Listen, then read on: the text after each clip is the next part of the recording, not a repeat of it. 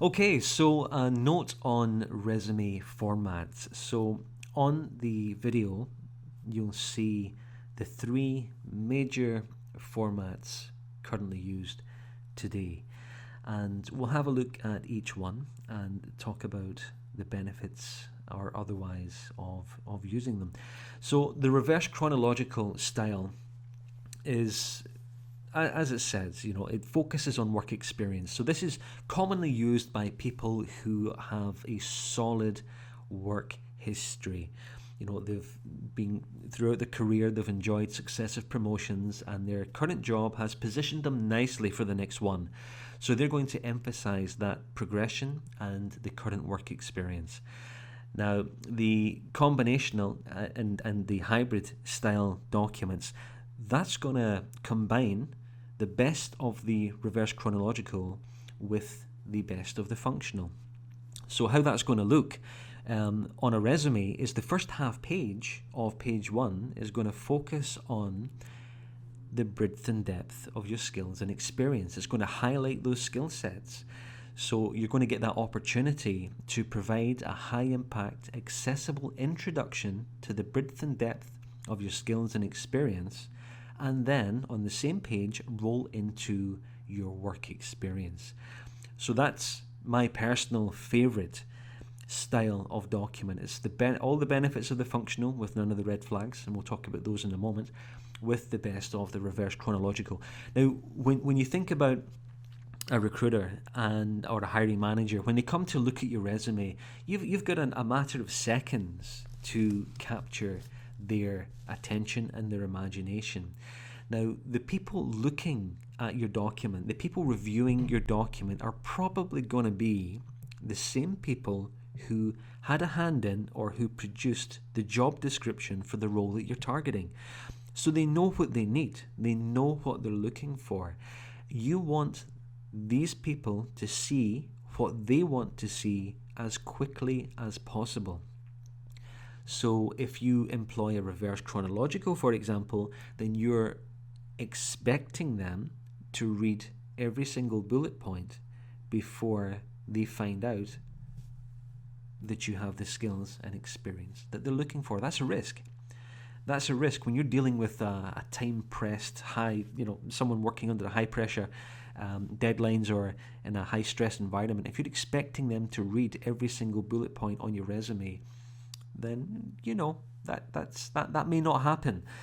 So what I like about the hybrid style, the combination style document, is that you give them that high-impact introduction. You give them that overview straight away.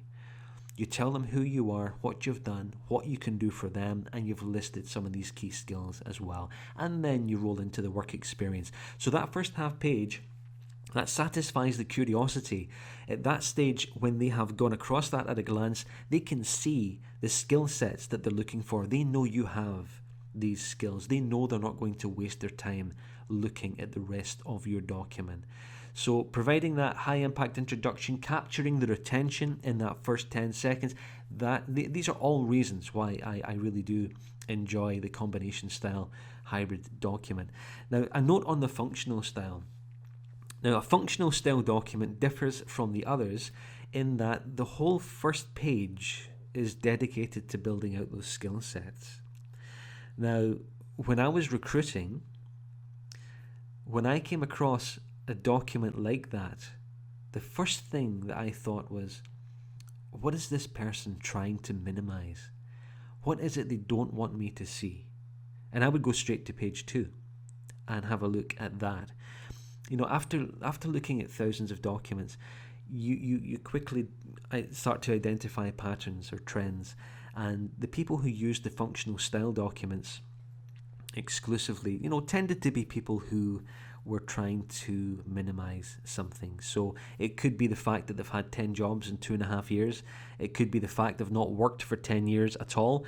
Or it could be someone who is trying to make a radical career change, a switch into a different industry or profession, and they just don't have the solid work experience. So there's always a reason why people choose to use those documents. When I was recruiting, I wanted to find out what that reason was. That when I came across a document like this, I'm going to find out the reason first, and then I'll make my decision later. So all that carefully crafted work on page 1 was gone.